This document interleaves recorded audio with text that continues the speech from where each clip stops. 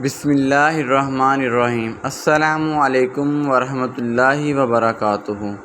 قبر کی پہلی رات میں کیا ہوتا ہے؟ ایک حدیث ہے جس کا مفہوم کچھ اس طرح سے ہے کہ رسول اللہ صلی اللہ علیہ وآلہ وسلم نے ارشاد فرمایا کہ اللہ تعالیٰ کی طرف سے قبروں پر ایک فرشتہ متعین ہے۔ جب میت کو دفن کیا جاتا ہے تو وہ اس کی قبر کی مٹی ہموار کرتا ہے اور لوگ واپس جانے کے لیے مڑتے ہیں تو قبر سے ایک مٹھی بھر مٹی لے کر لوگوں پر پھینک دیتا ہے اور کہتا ہے اپنی دنیا کی طرف واپس چلے جاؤ اور اپنے مرنے والے کو بھول جاؤ۔ حضرت علی کرم اللہ وجہ الکریم نے فرمایا کہ میں نے رسول اللہ صلی اللہ علیہ وآلہ وسلم کو یہ فرماتے ہوئے سنا کہ انسان کی مشکل ترین رات قبر کی پہلی رات ہوتی ہے، کیونکہ جب اس کے دوست، احباب، رشتہ دار، اولاد اور اس کو دفنانے والے اس کو دفنا کر چلے جاتے ہیں تو وہ انسان روتا رہتا ہے۔ ہر ایک دوست کے پاس آتا ہے، اسے روکنے کی کوشش کرتا ہے کہ مجھے چھوڑ کر نہ جاؤ، لیکن افسوس کہ اس کی آواز کوئی نہیں سنتا۔ تو اب وہاں پر قبرستان میں ہر کوئی اکیلا رہ جاتا ہے۔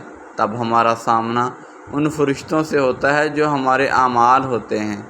اب وہ کس شکل میں ہمارے سامنے ہوں گے، اچھے یا برے، اس بارے میں کوئی کچھ نہیں کہہ سکتا۔ تب وہ ہم سے اس دنیا میں گزاری ہوئی زندگی کے متعلق سوال کریں گے، جن سوالوں کے جواب ہماری اس زندگی میں موجود ہیں جب تک ہم سانس لے رہے ہیں۔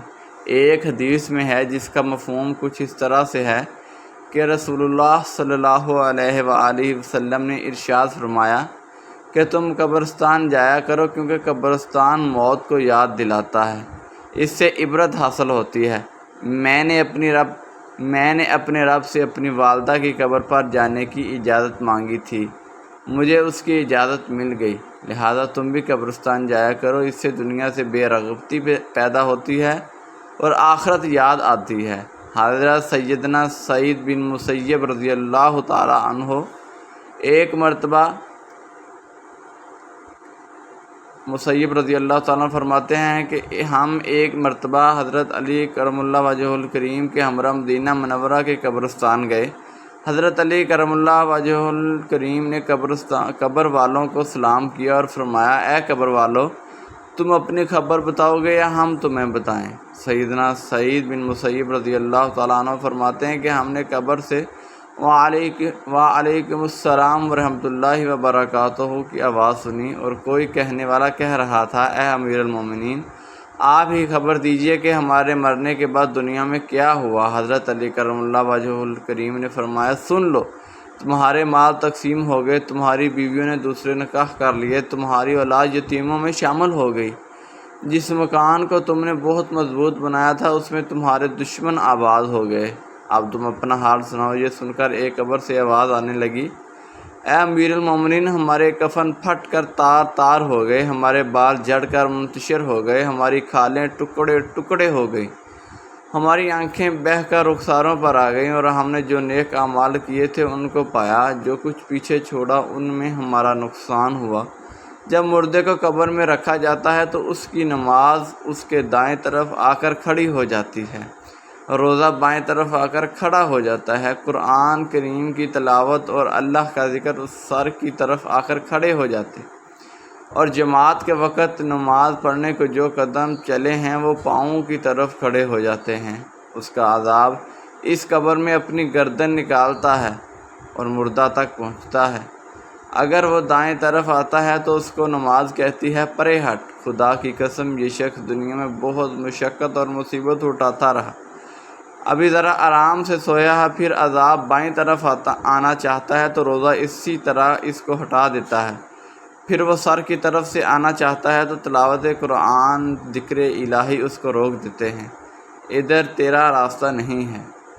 غرض یہ کہ وہ شخص جس طرف سے آنا چاہتا ہے اس کو راستہ نہیں ملتا۔ یہ اس واسطے کہ اللہ تعالیٰ کے اس دوست کو عبادتوں نے اپنی زندگی میں دنیا کے اندر رہ کر کی تھیں، لہذا وہ عذاب عاجز اور کمزور ہو کر واپس چلا جاتا ہے، اور اس کے بعد صبر جو ایک کونے میں کھڑا ہوتا ہے وہ ان عبادتوں سے کہتا ہے کہ میں تو اس انتظار میں تھا کہ اگر کسی طرف کی عبادت میں کچھ کمزوری ہو تو میں اس کی طرف ہمدردی کروں گا، مگر الحمدللہ تم نے ہی مل کر اس کو دفع کر دیا، لہٰذا اب میں اعمال تولنے کے ترازو میں اس کے کام آؤں گا۔ قبر میں دو فرشتے جن کو منکر اور نکیر کہا جاتا ہے آتے ہیں، جن کی آنکھیں بجلی کی طرح چمکتی ہیں اور آواز بادل کی گرج کی طرح ہوتی ہے۔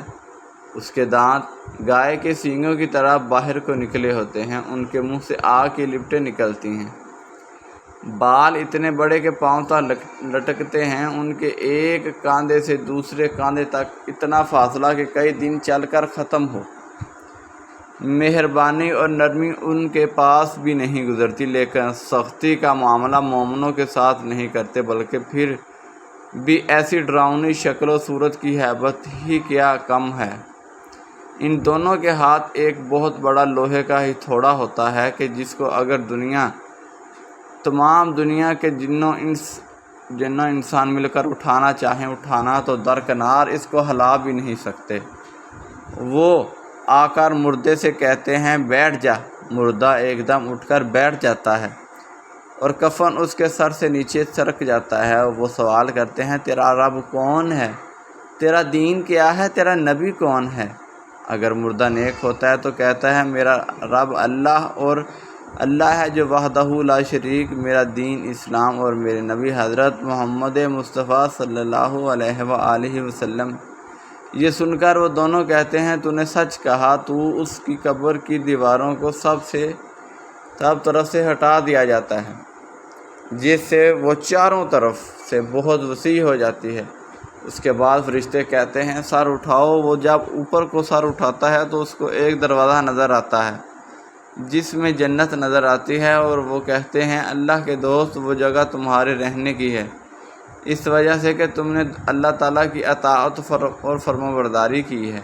حدیث پاک میں آتا ہے کہ جس کا مفہوم کچھ اس طرح سے ہے کہ رسول اللہ صلی اللہ علیہ وآلہ وسلم نے ارشاد فرمایا کہ قسم ہے اس ذات پاک کی جس کے قبضہ میں میری جان ہے کہ مردہ کو اس وقت ایسی خوشی ہوتی ہے جو کبھی ختم نہیں ہوگی۔ اس کے بعد وہ فرشتے کہتے ہیں اپنے پاؤں کی طرف دیکھ۔ جب وہ دیکھتا ہے تو وہ دوزخ کا دروازہ نظر آتا ہے جس سے دوزخ کا حال نظر آتا ہے۔ وہ فرشتے کہتے ہیں اے ولی اللہ، تو نے اس دروازے سے نجات پا لی۔ اس وقت بھی بندے کو اس قدر خوشی ہوتی ہے جو کبھی ختم نہیں ہوگی۔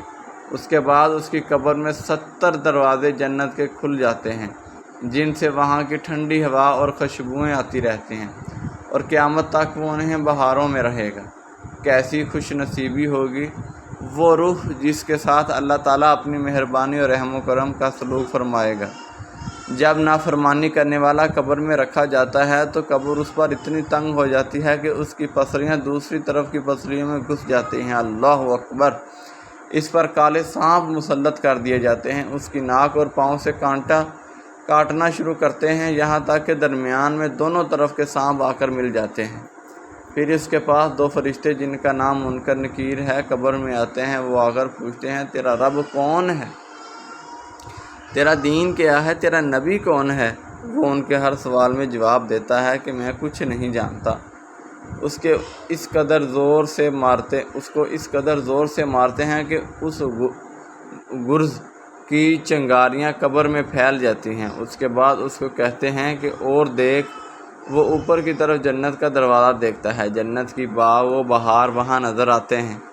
فرشتے اس نافرمان سے کہتے ہیں کہ اے اللہ کے دشمن اور نافرمان، اگر دنیا میں اللہ تعالیٰ کی عبادت اور فرمانبرداری کرتا تو یہ تیرا ٹھکانہ ہوتا۔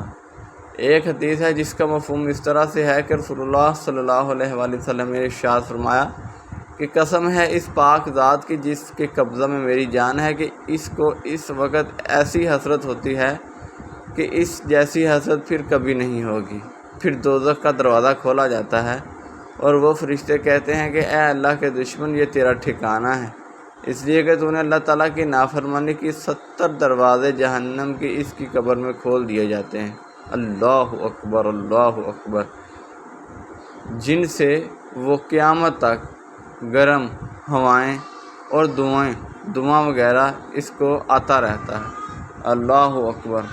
اللہ پاک سے دعا ہے کہ اللہ پاک ہمیں دنیا میں رہ کر نیک اعمال کرنے کی توفیق عطا فرمائے۔